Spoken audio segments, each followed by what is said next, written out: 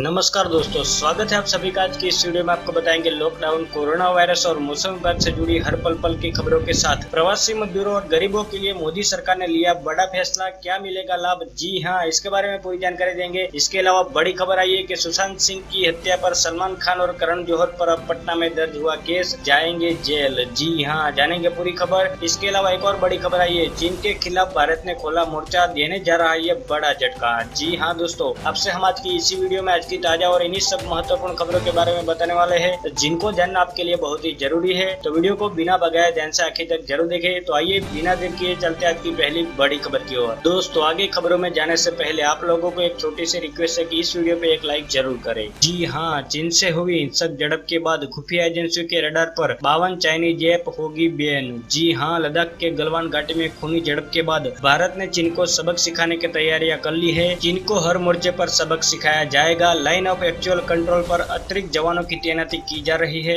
साथ ही हिंद महासागर में नौसेना अपनी ताकत बढ़ा रही है। इसी बीच भारतीय खुफिया एजेंसियों के रडार पर चाइनीज ऐप आ गई है। सूत्रों का कहना है कि भारतीय खुफिया एजेंसियों ने 52 मोबाइल एप्लीकेशन की लिस्ट जारी की है, जिनका कनेक्शन चीन से है। इस लिस्ट को अप्रैल में ही बनाया गया था। अब सरकार को लिस्ट थोपी गई है, जिससे सरकार इन ऐप को ब्लॉक कर दे या फिर लोगों को डाउनलोड न करने की सलाह दे दे। बता दें कि खुफिया एजेंसियों ने अपनी लिस्ट में जिन ऐप को ब्लॉक करने की सलाह दी है, उनमें वीडियो कॉन्फ्रेंसिंग ऐप जूम और popular social media app TikTok भी शामिल है। इसके अलावा यूट्यूब ब्राउजर, क्लीन मास्टर जैसी ऐप भी है। साथ ही शॉपिंग ऐप, शाइन और क्लब फैक्ट्री को भी ब्लॉक करने की सलाह दी गई है। दोस्तों, आपके मोबाइल में भी कोई चाइनीज ऐप हो तो फटाफट डिलीट कर दे और भारत का साथ दे। अगली बड़ी खबर आपको बताएंगे, सुशांत सिंह की हत्या पर सलमान खान और करण जौहर पर अब पटना में दर्ज हुआ केस, जाएंगे जेल। जी हाँ, सुशांत सिंह राजपूत ने सुसाइड क्यों किया, इसको लेकर तमाम तरह की बातें कही जा रही है। इसके लिए बॉलीवुड के भीतर नेपोटिज्म यानी भाई भतीजावाद को एक अहम कारण माना जा रहा है। इसी को देखते हुए देश में कई जगहों पर इन फिल्मी हस्तियों के खिलाफ केस दर्ज किया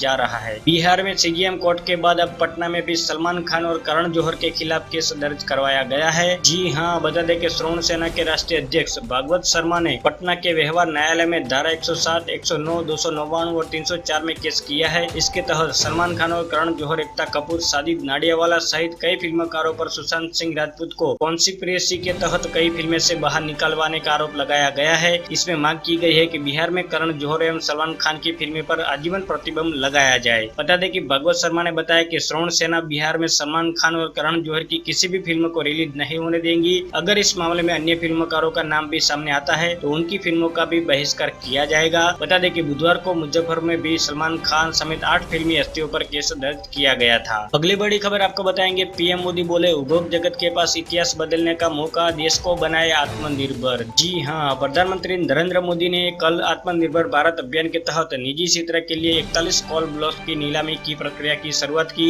इसी दौरान पीएम नरेंद्र मोदी ने कहा कि भारत कोरोना से लड़ेगा भी और आगे भी बढ़ेगा। भारत इस बड़ी आपदा को अवसर में बदलेगा। इस संकट ने भारत को आत्मनिर्भर भारत होने का सबक दिया है। बता दें कि पीएम नरेंद्र मोदी ने कहा कि आत्मनिर्भर भारत यानी भारत आयात पर अपनी निर्भरता कम करेगा। आत्मनिर्भर भारत यानी भारत आयात पर खर्च होने वाली लाखों करोड़ रुपए की विदेशी मुद्रा बचाएगा। आत्मनिर्भर भारत यानी भारत को आयात न करना पड़े, इसके लिए वो अपने ही देश में साधन और संसाधन विकसित करेगा। जी हाँ दोस्तों, पीएम नरेंद्र मोदी ने आगे कहा कि आज एनर्जी सेक्टर में भारत को आत्मनिर्भर बनाने के लिए एक बड़ा कदम उठाया जा रहा है। महीने भर के भीतर ही हर घोषणा, हर रिफॉर्म्स, चाहे वो कृषि सेक्टर में हो, चाहे सूक्ष्म, लघु और मझोले उद्योग के सेक्टर में हो या फिर अब कोल और खनन के सेक्टर में हो, ये सब तेजी से जमीन पर उतर रहे। दोस्तों, आप लोग भी भारत को आत्मनिर्भर बनाने के लिए पीएम नरेंद्र मोदी का साथ जरूर देना चाहिए। इसके तहत चीन की तरफ से आ रही हर प्रोडक्ट का आपको बहिष्कार करना है और भारत में बन रही हर चीज को आपको अपनाना है। अगली बड़ी खबर आपको बताएंगे, चीन पर सरकार का पहला एक्शन, चीनी कंपनी से 500 करोड़ का ठेका रेलवे ने किया रद्द।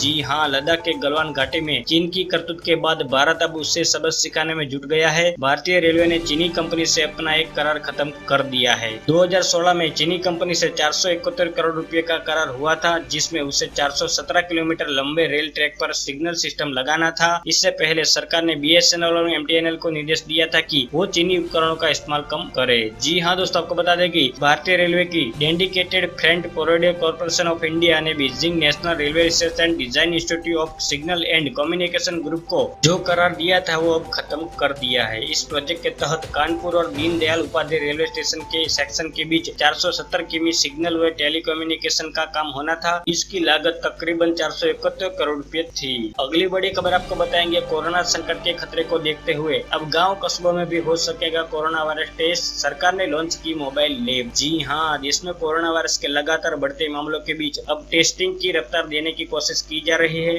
गुरुवार को केंद्रीय स्वास्थ्य मंत्री डॉक्टर हर्षवर्धन ने एक मोबाइल लैब को लॉन्च किया, जो कि कोरोना टेस्टिंग में काम आएगी। ये लैब किसी भी इलाके में टेस्ट कर पाएंगी। देश में ये अपनी तरह की पहली लैब है। जानकारी के अनुसार इस मोबाइल लैब में रोज कोरोना वायरस के 25 टेस्ट RT-PCR तकनीक से 300 टेस्ट एलिसा तकनीक से हो सकेंगे। इसके अलावा टीबी और HIV से जुड़े कुछ टेस्ट भी किए जा सकेंगे। मोबाइल लैब को आधुनिक सुविधा से तैयार किया गया है। सरकारी सूत्रों के मुताबिक इन लैब का इस्तेमाल ऐसी जगहों के लिए किया जाएगा जहां पर लैब की सुविधा नहीं है, यानी गांव कस्बों में भी इसका इस्तेमाल किया जा सकेगा। अगली बड़ी खबर आपको बताएंगे, प्रवासी मजदूर और गरीबों के लिए सरकार ने बनाई नई योजना। 116 जिलों में मिलेगा रोजगार। जी हां, कोरोना संकट काल में बड़े पैमाने पर प्रवासी मजदूरों ने घर वापसी की है। ऐसे में मजदूरों के पास रोजगार का संकट खड़ा हो गया है। इस हालत के बीच केंद्र सरकार एक खास अभियान शुरू करने जा रही है। इस योजना का नाम है गरीब कल्याण रोजगार। इस योजना की लॉन्चिंग 20 जून को PM नरेंद्र मोदी करेंगे। वही इस योजना के बारे में वित्त मंत्री निर्मला सीतारमण ने गुरुवार को मीडिया को जानकारियां दी थी। जी हां दोस्तों, आपको बता दें कि इस योजना के तहत देश के विभिन्न भागों से पलायन कर अपने अपने गाँव पहुँचे प्रवासी मजदूरों को रोजगार मुहैया कराया जाएगा। इसके साथ ही अभियान को देश के 6 राज्यों में 116 जिलों में शुरू किया जाएगा।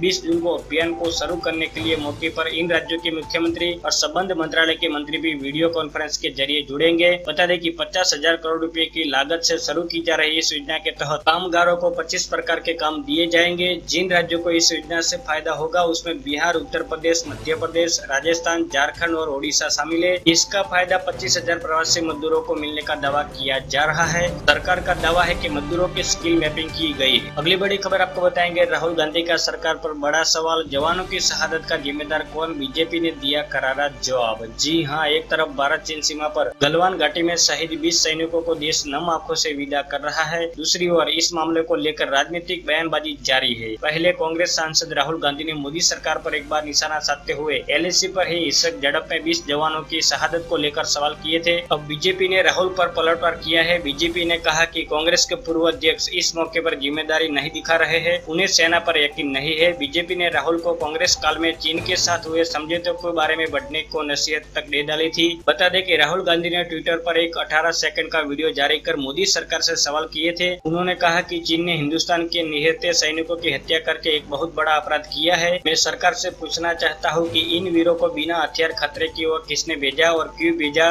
कौन जिम्मेदार है इसका। इसके बाद बीजेपी के प्रवक्ता संबित पात्रा ने राहुल गांधी के वीडियो पर पलटवार किया। उन्होंने राहुल पर निशाना साधते हुए कहा कि राहुल को कांग्रेस काल में चीन के साथ हुए समझौते के बारे में पढ़ लेना चाहिए। उन्होंने 1996 में हुए चीन के साथ समझौते को जिक्र करते हुए कहा कि अगर आप पढ़े लिखे नहीं है, जानकारी नहीं है, घर में बैठकर लॉकडाउन का इस्तेमाल करते हुए कुछ किताबें पढ़नी चाहिए थी। चीन के साथ कांग्रेस के शासन काल में क्या क्या समझौते हुए थे ये आपको पढ़ लेना चाहिए था। अगली बड़ी खबर आपको बताएंगे, केंद्रीय मंत्री रामदास अठावले बोले चाइनीज फूड बेचने वाले होटल हो बैन, लोग करे बहिष्कार। जी हां, भारत और चीन के बीच इन दिनों विवाद चल रहा है। लद्दाख के पास गलवान घाटी में दोनों देशों के सैनिकों के बीच हुई हिंसक झड़प में भारत के 20 जवान शहीद हो गए थे। इसमें गुस्सा है और इसी बीच अब केंद्रीय मंत्री रामदास अठावले का बयान सामने आया है। उन्होंने कहा कि लोगों को चाइनीज फूड का बायकॉट करना चाहिए। बता दें कि महाराष्ट्र के RPI पार्टी के नेता और केंद्रीय मंत्री रामदास अठावले ने कहा कि जो रेस्टोरेंट चाइनीज फूड बेचते हैं उन पर बैन लगना चाहिए। इसके अलावा मैं लोगों से अपील करता हूँ कि लोग चाइनीज फूड का बहिष्कार करें। दोस्तों, आपको हमारी ये जानकारी अच्छी लगी तो हमें अपनी राय कमेंट सेक्शन में जरूर बताएं और वीडियो अच्छा लगे तो लाइक करो, ज्यादा से ज्यादा शेयर कीजिए अपने दोस्तों के साथ फेसबुक और व्हाट्सएप पर। अगर आप हमारे चैनल पर पहली बार आए तो चैनल को सब्सक्राइब करके बेल आइकन जरूर दबा दीजिएगा, ताकि आप और हम आपस में जुड़े रहेंगे और रोजाना एक दूसरे के साथ काम की खबरें शेयर कर पाएंगे। बस अभी इतना ही।